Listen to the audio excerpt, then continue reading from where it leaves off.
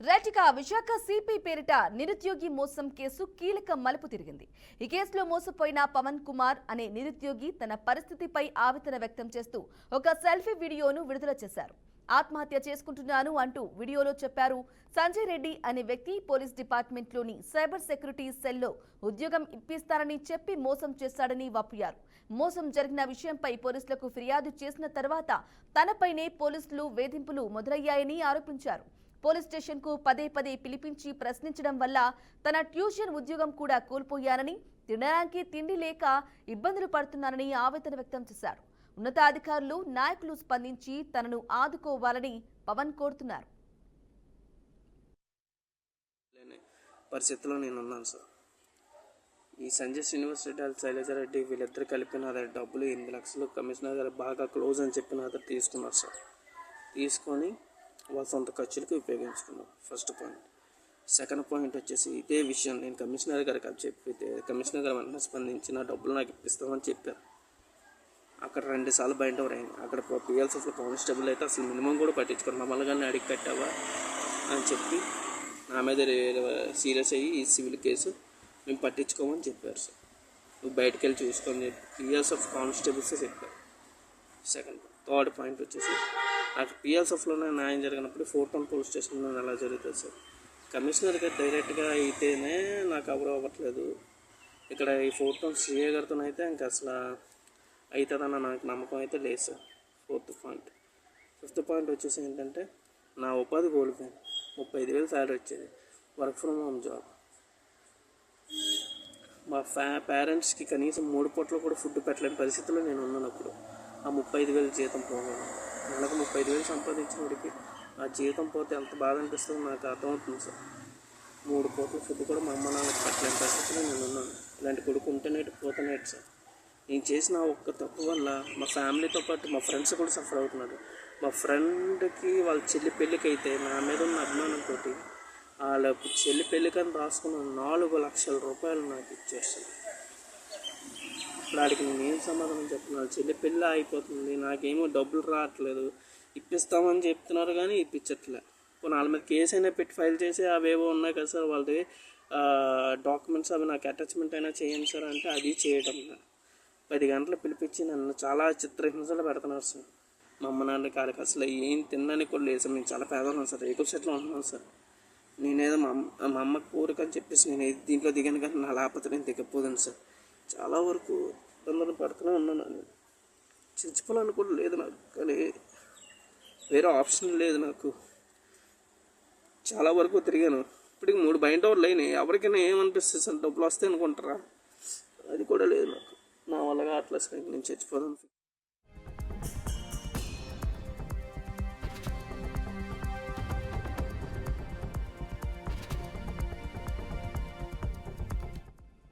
రైట్గా breaking news చూస్తున్నాం. Visakha CP పేరిట నిరుద్యోగి మోసం కేసు కీలక మలుపు తిరిగింది. ఈ కేసులో మోసపోయిన పవన్ కుమార్ అనే నిరుద్యోగి తన పరిస్థితిపై ఆవేదన వ్యక్తం చేస్తూ ఒక సెల్ఫీ వీడియోను విడుదల చేశాడు. ఆత్మహత్య చేసుకుంటున్నాను అంటూ వీడియోలో చెప్పారు. ఇదే విషయానికి సంబంధించి తాజా అప్డేట్ అందించడానికి మా ప్రతినిధి నాయుడు అందిస్తారు. నాయుడు, చెప్పండి, పవన్ సెల్ఫీ వీడియోకి సంబంధించి కూడా తన జీవనోపాధి దెబ్బతింది, 3 పూటల తిండి కూడా తినడానికి కూడా లేదు, సో నేను అందుకే ఈ నిర్ణయం తీసుకున్నాను అంటూ కూడా ఆవేదన వ్యక్తం చేయడం కూడా చూసుకోవచ్చు. ఏ విధంగా చూడాలంటారు టోటల్ గా దీనికి సంబంధించిన అప్డేట్స్ ఏంటి? థ్యాంక్ యూ బ్రాహ్మణి. ఉద్యోగం అనగానే ఎగిరి గంతేసే వాళ్ళలో యువత అయితే మాత్రం ముందుంటుందని కూడా చెప్పుకోవచ్చు. ప్రధానంగా చూసుకున్నట్టయితే కనుక ఇప్పుడున్న సాధారణ ఉద్యోగం కన్నా ఒక ఉన్నత ఉద్యోగం, మంచి ఉద్యోగం వస్తుందనగానే ఆశపడి అయితే మాత్రం పవన్ కుమార్ అయితే వలలో పడినట్టుగా కూడా మనకు తెలుస్తుంది. ప్రధానంగా చూసుకుంటుంటే పోలీస్ డిపార్ట్మెంట్ కి సంబంధించి సైబర్ క్రైమ్ లో ఒక మంచి అనలిస్ట్ గా జాబ్ వస్తుంది తనకు అంటూ ఆశ చూపించడంతో అయితే కనుక పవన్ కుమార్ ఈ ఎరలో పడ్డాడని కూడా మనం చెప్పుకోవచ్చు. ఎవరైతే మనం చెప్తున్నామో ఈ సంజయ్ రెడ్డి అనే వ్యక్తి అయితే మాత్రం ఇలాంటి మోసాలకు పాల్పడుతున్నాడు అంటూ కూడా లేట్ గా తెలుసుకున్న పరిస్థితి అయితే మనకి కనిపిస్తుంది. సంజయ్ రెడ్డి అయితే కనుక పెద్దల పేర్లను ఉపయోగిస్తూ ఇటు సిపి కావచ్చు, అదేవిధంగా ఇక్కడ స్థానిక ఎంపీ భరత్ కావచ్చు, లేదంటే ఎమ్మెల్యేలు, మంత్రులు వీళ్ళందరితో నాకు పరిచయాలు ఉన్నాయి, నేను పెద్దలతో నేను మాట్లాడే స్థాయి ఉందంటూ కూడా ఈయన హెచ్చరిక నమ్మబలికి మొత్తం మీద పవన్ కుమార్ దగ్గర అయితే కనుక డబ్బులు వసూలు చేసిన పరిస్థితి అయితే ఉంది. సైబర్ క్రైమ్ కి సంబంధించి బయట వ్యక్తులకి ఏ విధంగా ఉద్యోగాలు ఇస్తారన్నది కూడా మరిచి పవన్ కుమార్ అయితే కనుక ముందుగా డబ్బులు అయితే చెల్లించుకున్న పరిస్థితి అయితే కనిపిస్తుంది. అంటే పవన్ కుమార్ ఎప్పటి నుంచో డబ్బులు చెల్లించి అవి తిరిగి రాకపోవడంతో ఇంకా ఇది మోసపోయానని గ్రహించి సంజయ్ రెడ్డిని కూడా అప్రోచ్ అవ్వడం జరిగింది. దీనికి సంబంధించి కూడా సంజయ్ రెడ్డి రేపు మాపు అంటూ గతంలో కూడా చెప్పడం జరిగింది. అయితే ఈ నేపథ్యంలోనే పోలీస్ కంప్లైంట్ ఇవ్వడం, అదేవిధంగా పోలీస్ కమిషనర్ గా శంకరత బాగ్చి వచ్చిన తర్వాత అయితే కనుక ఆయన ప్రతి ఇలాంటి వాటిని ఎక్కడ కూడా ఉపేక్షించే పరిస్థితి లేదు అంటూ కూడా శంకరత బాగ్చి అయితే కనుక చెబుతూ వస్తూ ఉన్నారు. ఈ నేపథ్యంలోనే పవన్ కుమార్ కూడా వెళ్ళి సార్ నేను సో ఈ విధంగా నేను మోసపోయానంటూ కూడా చెప్పడంతో అయితే మొత్తం దానిపై యాక్షన్ తీసుకోవాలంటూ సిపి దీనికి కూడా పంపించడం జరిగింది. స్టేషన్ పంపించారు. కానీ స్టేషన్ లో ఏదైతే బైండ్ ఓవర్ రాసినప్పటికీ కూడా డబ్బులు చెల్లించి తిరిగి ఇవ్వడంలో అయితే మాత్రం సంజయ్ రెడ్డి పూర్తిగా విఫలమయ్యాడు. విఫలమైన నేపథ్యంలో అయితే పవన్ కుమార్ దీనిపై 10 సార్లు పలుమార్లు సిపిని కూడా కలవడం జరిగింది. కలిసినా కూడా ఫలితం లేకపోవడంతో ఇంకా విసిగి వేసారిపోయిన పవన్ కుమార్ నిన్న సాయంత్రం రిషికొండ బీచ్ వద్ద అయితే కనుక తను ఇంకా నష్టపోయానని, కనీసం తినడానికి తిండికి కూడా ఇబ్బంది పడుతున్నానంటూ కూడా తను ఇంకా బ్రతికి ఉపయోగం లేదు అంటూ కూడా తను అయితే మాత్రం ఆత్మహత్య ప్రయత్నంకి పాల్పడతానంటూ కూడా ఆయన ఒక సూసైడ్ వీడియో కూడా చేశాడు. అంటే ప్రధానంగా చూసుకున్నట్టయితే కనుక తినడానికి తిండితో పాటు తను ఒక ప్రైవేట్ గా కొంతమందికి ట్యూషన్ చెప్తున్న పరిస్థితి అయితే ఉంది. ట్యూషన్ చెప్పుకునే సమయం కూడా వృధా అయిపోయింది. నేను పోలీస్ స్టేషన్ చుట్టూ నేను ఒక బాధితుడిగా కంప్లైంట్ ఇవ్వడానికి నేను వచ్చినప్పటికీ కూడా కంప్లైంట్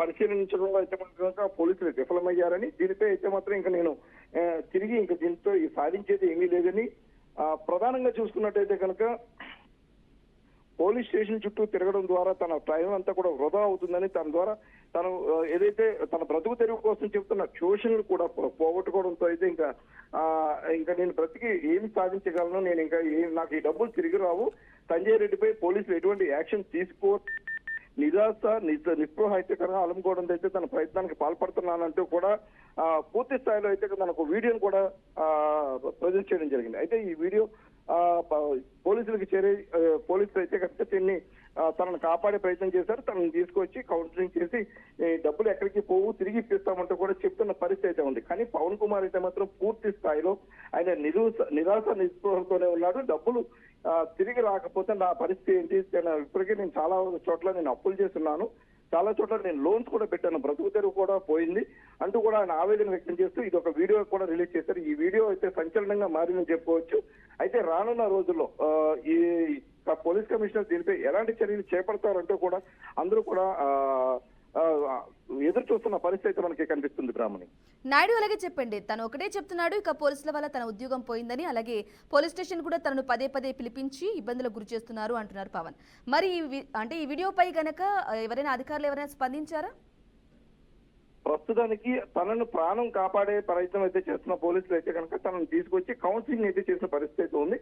మీకు ఖచ్చితంగా పోలీస్ కమిషనర్ శంకరత బాగ్చి మీకు మంచి చేస్తారు, మేలు చేస్తారు అంటూ కూడా భరోసా ఇచ్చిన పరిస్థితి ఉంది. తను చనిపోయి ఏం సాధిస్తారో, చనిపోకూడదు, దీని ప్రతికుండా మీరు సాధించాలి కాబట్టి ఖచ్చితంగా మీకు 2 రోజులు మీకు డిలే అవుతుందేమో, న్యాయం లేట్ అవుతుందేమో, కానీ ఖచ్చితంగా మీకు న్యాయం జరుగుతుందంటూ కూడా పోలీసులు చెప్పడం ఇక్కడ కొసమెరుపుగా మనకి కనిపిస్తుంది. ఎందుకంటే పోలీసులతోనే తనకు న్యాయం జరగట్లేదంటూ కూడా పోలీసులపైనే ఆయన ఒక వీడియో కూడా పోస్ట్ చేసిన పరిస్థితి ఉంది. ప్రధానంగా మనం చూసుకున్నట్టయితే కనుక రాష్ట్ర హోంమంత్రి ఉమ్మడి విశాఖపట్నం జిల్లాకి చెందినవారు అయినప్పటికీ కూడా పోలీసులు ఇంత తాత్సారిని ఎందుకు వహిస్తున్నారు అనేది ఒక ప్రశ్నగా మిగిలింది. అదే విధంగా చూసుకున్నట్టయితే కనుక అదే పోలీసులు పోలీసుల వల్లే నేను తన ఇబ్బందులు పడుతున్నాను, దానివల్లే తన ఏదైతే ప్రస్తుతం చేస్తున్న ఉద్యోగం కూడా పోయింది, తిండికి కూడా ఇబ్బంది పడుతున్నానంటూ కూడా చెప్తున్న పరిస్థితి ఉంది. కానీ మళ్ళీ అదే పోలీసులు కాపాడి తనకు భరోసా ఇచ్చిన నేపథ్యం అయితే మనకు కనిపిస్తుంది. అయితే ఈ రోజు మనం ఏం జరుగుతుంది అన్నది కూడా మనం వెయిట్ చేయాల్సిన పరిస్థితి ఉంది. ఎందుకంటే ఈ విషయం పూర్తి స్థాయిలో కమిషనర్ వరకు చేరుకోవడం,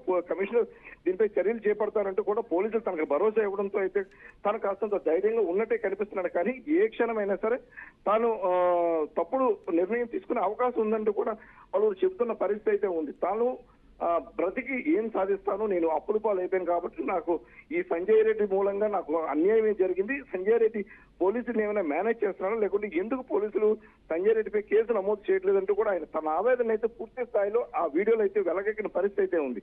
పోలీసులు తీసుకొచ్చి కాస్తంత ఈయనకి నచ్చజెప్పే ప్రయత్నం అయితే చేశారు.